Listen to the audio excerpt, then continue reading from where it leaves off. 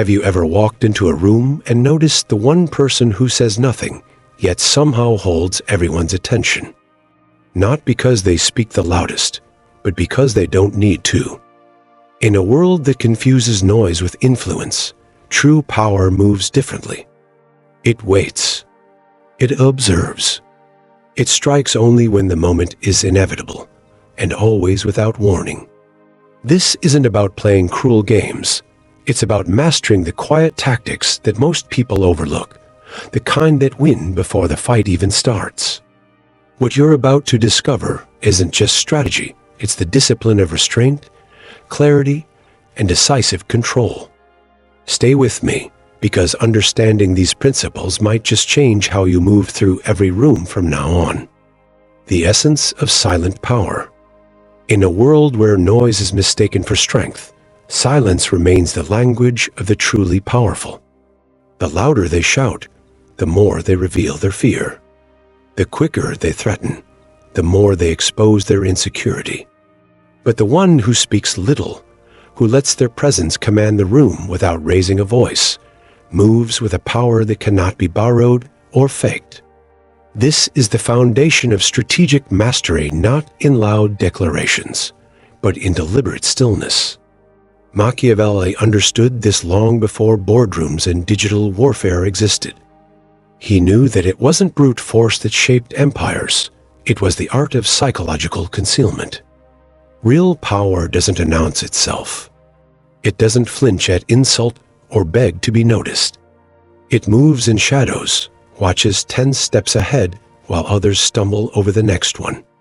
The man who no longer needs to prove anything proves everything.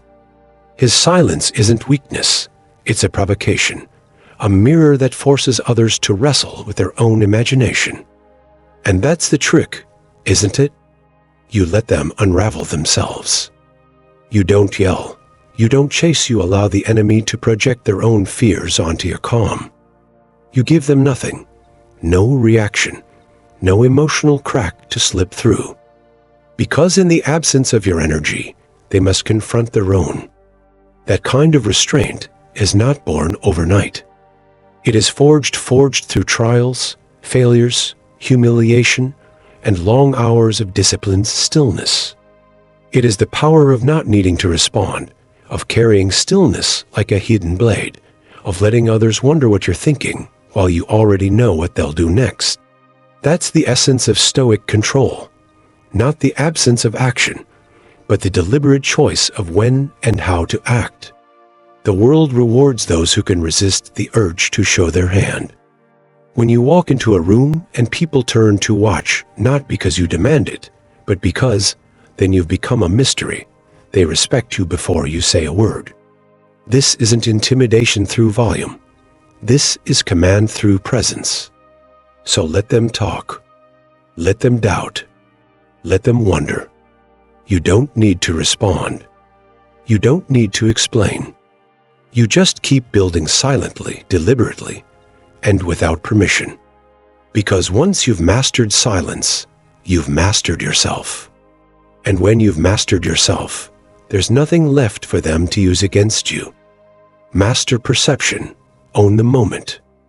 In every clash, be it in conversation, competition, or confrontation, the truth is not the currency that dictates the result. Perception is. The real battlefield doesn't start when voices are raised or tensions boil over. It starts the moment others begin to see you. Because people don't respond to what is, they respond to what appears to be. Machiavelli understood this deeply. Men judge more by the eye than by the hand. He wrote, why? Because while few will ever know your intentions, everyone will witness your composure, your tone, your stillness, or your lack of it. This is why the one who masters appearance gains the advantage before the first move is even made. It's not about being right. It's not even about being strong. It's about looking composed, focused, and unshakable, especially when you're not. When others see calm in the storm, they question their own footing. That hesitation, that brief flicker of uncertainty, is your silent victory. A Stoic understands this well. Control over the self creates influence over others. Emotional chaos repels power. Inner stillness radiates it. A Machiavellian doesn't interrupt, they observe. They don't flinch when insulted, they wait. They let the others speak first, not out of politeness, but to collect ammunition. They don't need to fight louder. They win by letting others expose themselves, then quietly turning those words into weapons. That isn't cruelty, it's discipline. It's the art of shaping perception. In a world ruled by it, you don't need to crush your opponent. You only need to ensure they look unstable while you do not. In a society addicted to optics, the one who appears calm is treated as wise. The one who remains silent is presumed to be calculating, and the one who shows restraint when everyone else unravels is elevated to mythic stature. This is not about deception for deception's sake. It is strategic restraint. In a world that confuses noise with depth, you don't need to expose the truth. You only need to control how it's perceived. Let them rage. Let them over-explain. Let them perform. You remain the stillness that unnerves them. Because ultimately, power doesn't go to the loudest or even the smartest. It goes to the one who can control the story being told. And the most powerful story isn't spoken. It's seen in your posture, your eyes, your calm, your refusal to be moved. In a world that thrives on spectacle, the one who doesn't perform becomes the most feared. And that's when you stop needing to fight. You simply become the presence no one dares to challenge. Shape the field, set the terms. A direct confrontation may feel courageous, but more often than not, it's a trap, a trigger for resistance, ego, and chaos. True power doesn't clash with another's nature. It works around it. It reshapes the field they move in until their actions, though seemingly autonomous, are guided by the very limits you've designed. This is the silent genius behind environmental manipulation. The Stoics taught us to control what is within our reach. And while people's minds may be untouchable, the conditions they operate in are not. So instead of forcing someone to change the space they must move through. Think of conflict like a game of chess. The goal isn't to destroy every piece, it's to control the board. You don't need to remove your opponent. You only need to adjust the timing, the terrain, the available options until they begin to defeat themselves. A rescheduled meeting, a quiet change in access, the strategic removal of an ally, all these minor shifts ripple through your opponent's stability. And before they realize what's happened, they are no longer reacting with strength. They are reacting with confusion, with fatigue, with missteps that serve your plan. This is not deception for its own sake. It is influence through precision. Environmental manipulation doesn't aim to humiliate. It aims to exhaust, to reframe the scenario so completely that your adversary begins acting according to your rhythm, not theirs. It's how seasoned negotiators win without raising their voices. It's how the Stoic leader governs not with demands, but by designing conditions where the right choice becomes the only obvious choice. Instead of wrestling with someone's chaotic emotions or stubborn beliefs, you shift the frame that surrounds them. You alter the light, tilt the floor, and let their next move become inevitable. By the time they notice the change, the damage has been done, and it wasn't through brute force, but through the quiet rearrangement of reality itself. The battlefield, then, is not a place. It is a construct one you shape with patience, foresight, and restraint. The person who controls the environment doesn't need to control people. They only need to control the options. Because when every road leads to an outcome you've already chosen, you win without ever drawing a weapon. And that, in the Stoic sense, is the highest form of dominance, not domination over others, but mastery over the structure they must operate within. Success in this form is subtle. It's not measured by applause or recognition. It's measured by how little you had to force and how naturally things began to fall into place. The strength in being underestimated. In a world obsessed with projection, where strength must be visible and dominance must roar, the most dangerous move is often silence. To appear harmless is not a flaw. It is a weapon sharpened by wisdom. The Stoics taught us that the wise man does not announce his strength. He allows it to remain hidden, disciplined, controlled. Machiavelli understood this same truth in a different tongue. The predator who announces himself invites caution, but the one who limps, who apologizes, who plays the fool, he invites carelessness. And it is within carelessness that opportunity is born. To feign weakness is not to be weak. It is to master the rhythm of perception. It is to lull the room into comfort while you observe, calculate, and prepare. You are not surrendering, you are setting the stage.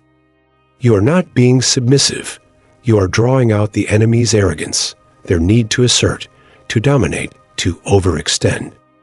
And once they believe you are beneath them, they will no longer guard what matters most. This is not cowardice, it is composure, the art of letting your opponent move first, not because you are afraid, but because you understand that a sword drawn too soon dulls in the wrong battle. True power is patient. It waits beneath the surface, cloaked in humility, until the exact moment when precision matters more than volume. The Stoics knew this well. He who conquers himself, who holds his fire, who plays the fool with purpose, often ends up controlling not just the conflict, but the story that follows it. Machiavelli wrote that a ruler must be both lion and fox. The lion roars, the fox vanishes and returns with advantage. When you pretend to retreat, to agree, to bend, you are not giving up, you are redirecting the current. You are letting them believe they've won so that they never see the shift. And in that illusion lies your power, because arrogance blinds more effectively than rage, and the blind walk willingly into traps they would have avoided had they respected you. Let them mock you. Let them feel safe. Let them speak freely and expose themselves. Your silence is not weakness, it's timing. Your delay is not indecision, it's design. When the moment comes, strike not with fury, but with clarity, not where they expect resistance, but where their guard is down. And when they realize what has happened, it will be too late to respond. To feign weakness is to shape the narrative in your favor. It's the highest form of strategic patience. And when done well, victory does not come from force. It comes from the quiet realization that the battle was won before it ever began. Finish it. The power of decisiveness. When confrontation becomes necessary, let it be final. Because half measures don't keep the peace, they prolong the war. A wounded opponent doesn't walk away. They crawl into the shadows, nursing their humiliation until it hardens into vengeance. Machiavelli warned us, if you strike but leave your adversary with dignity, support, or the illusion of strength, you've not ended the battle, you've delayed its next chapter. This is not a philosophy of cruelty, it is the architecture of peace through closure. The Stoics remind us that mercy without clarity is not virtue, it's negligence. And negligence has a price.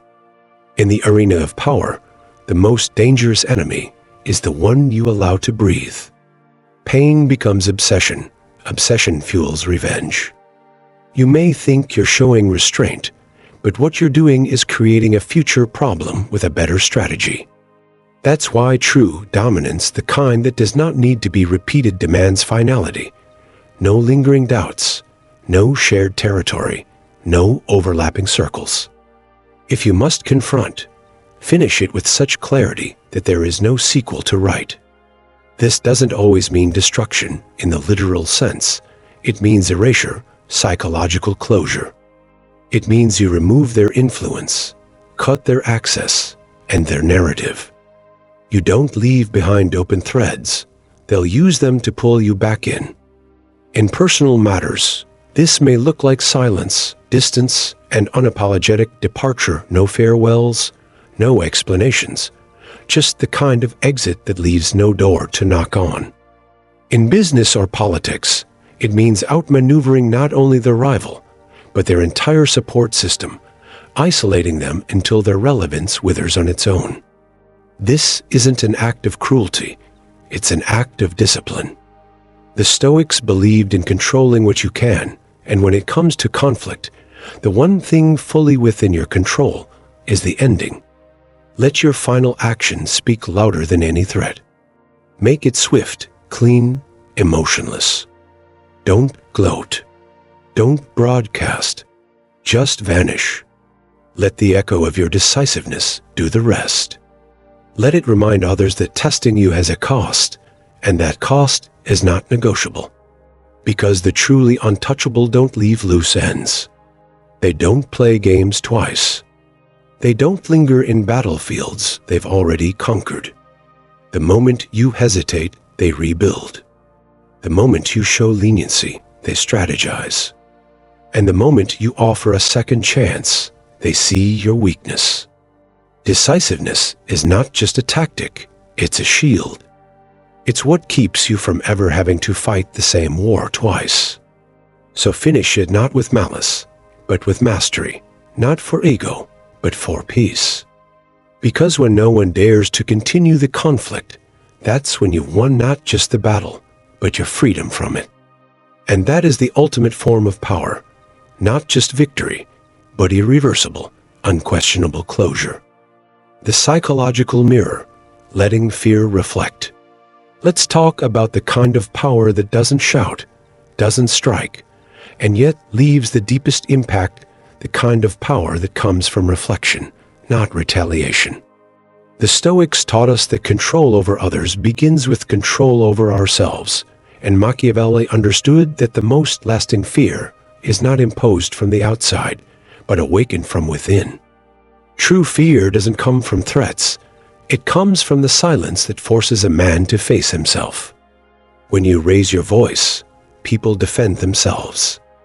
But when you say nothing, they start asking questions about you, about themselves, about what might happen next. And it is in that ambiguity that your influence takes root. To hold up a psychological mirror is to master misdirection. You let them see only what they project. You give no confirmation, no denial, no reaction. And in that void, they fill in the blanks, often with their own worst fears.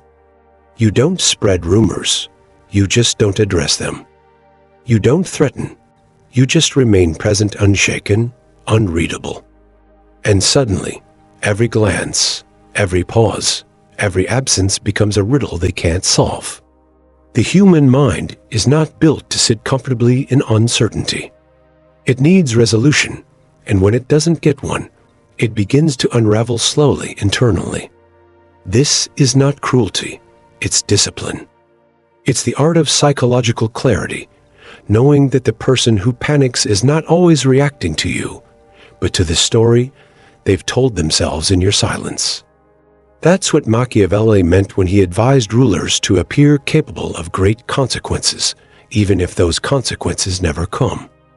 The mere possibility is often more effective than the act itself, because when fear is rooted in imagination, it has no boundary, no ceiling, it becomes infinite. In a reactive world, stillness is disturbing. When you don't respond, you don't validate. When you don't retaliate, you don't give direction. And without direction, their fear spirals inward. They begin to see ghosts where there are none. Every quiet second becomes a sentence. Every unspoken word becomes a threat. You become powerful not by what you do, but by what you allow them to do to themselves. So hold the mirror. Let them see their own reflection. Let their guilt, their insecurity, their unresolved motives bubble to the surface. That is the essence of the psychological mirror. You don't control them through fear. You allow them to fear what's already inside them. Because the fear that comes from within is the hardest to escape. It follows them into silence, into sleep, into every room where your name isn't even spoken. That's the power of restraint. At the end of the day, it's not your force that makes you untouchable. It's your silence, your ambiguity, and the fear they create all on their own. Patience as a superpower. Let's talk about the kind of strength that rarely gets praised, yet wins wars most never see. Patience. In a world drunk on speed, addicted to instant results, and obsessed with reaction, patience isn't just rare, it's revolutionary. Machiavelli understood what the Stoics had practiced for centuries. That time, when wielded wisely, is more devastating than any weapon. The wise don't rush into battle. They don't chase validation or strike because they're provoked. They wait. They observe. They calculate. Because them. System. Here's the continuation of the punctuated script, picking up where it left off. Calculate. Because the one who controls time controls the outcome. Most people confuse urgency with effectiveness. They want revenge now, answers now, results now. But urgency is the enemy of clarity. It blinds judgment, burns energy, and often plays straight into the hands of your adversary. True strategy demands restraint. When they scream, you stay silent. When they lunge, you step back. And when they think they've pushed you into a corner, you let them overreach until they expose more than you ever needed to uncover yourself. That's where time becomes your ally. It isolates. It exposes weakness. It magnifies mistakes. The enemy who believes you're retreating because you're weak will inevitably grow arrogant, and arrogance, like rust, corrodes their defense from within. Patience isn't passivity, it's poise. It's the clearest signal that you've mastered yourself. Because the one who doesn't flinch under pressure holds the real power in any confrontation. The Stoics called this self-command. Machiavelli turned it into method. He didn't strike first. He let time destabilize his enemies, let paranoia divide them, let missteps stack until his intervention was merely a final formality. No rage, no spectacle, just precision delivered in silence. That's what time can do when you don't squander chasing emotional victories. To delay is not to lose, it's to see more. To wait is not to retreat, it's to choose your moment. The modern world teaches us to react instantly, to answer immediately, to solve now. But in the space between reaction and response lies the sharpest blade. When you slow your pace beneath the noise of others, you begin to notice what they miss. While they exhaust themselves chasing the surface, you see the fracture lines beneath. And when the time comes, when your patience has drawn out their weakness, isolated their support, and blinded their clarity, then you act not out of anger, but out of certainty, not to punish, but to end. That's how patience wins wars the world never watches. At the end of the day, the one who can wait is the one who controls the clock. And the one who controls the clock decides when the game is over. The power of strategic distance. Let's talk about the quietest move that carries the sharpest edge: isolation. Machiavelli understood what the Stoics practiced. Power is not always taken through force, but often through subtraction. A strong enemy is not dangerous because of who they are, but because of who stands with them, their network, their alliances, their momentum. These are the true weapons you must disarm. As long as they are supported, they are bold. But when the room empties, when the echoes of agreement vanish, even the strongest begin to unravel. Isolation isn't about public humiliation or dramatic takedowns. It's about erosion. You pull threads, not swords. You let tension creep into their friendships, let whispers grow in their circle, let trust slowly corrode in the background. You plant questions, not accusations, and then you wait. One by one, their pillars fall not with noise, but with quiet, subtle disappearance. They start to feel it. The pause in response, the shift in tone, the absence of backup. That's when paranoia sets in. That's when even the confident starts second-guessing. And when they look around and ask, "Why is no one standing with me?" You've already won the first half of the war. Because you haven't broken them, you've let doubt do it for you. The final move isn't loud, it's clean, precise. You don't confront in front of a crowd. You strike when they're alone mentally, emotionally, strategically. No need to destroy their name, just dissolve their influence.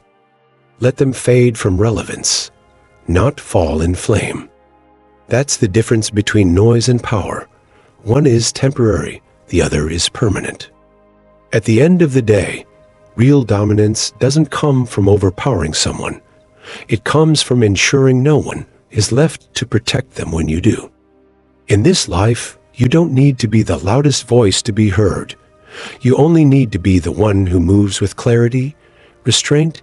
Power isn't about overpowering others. It's about mastering yourself. When you stop reacting and start observing, the game shifts. Let patience protect you. Let silence sharpen you. And above all, guard your peace like it's sacred, because it is. If this message resonated, comment, move in silence below. And if you're ready to keep learning how to lead with calm and strategy, subscribe and stay close. The next lesson might be the one that changes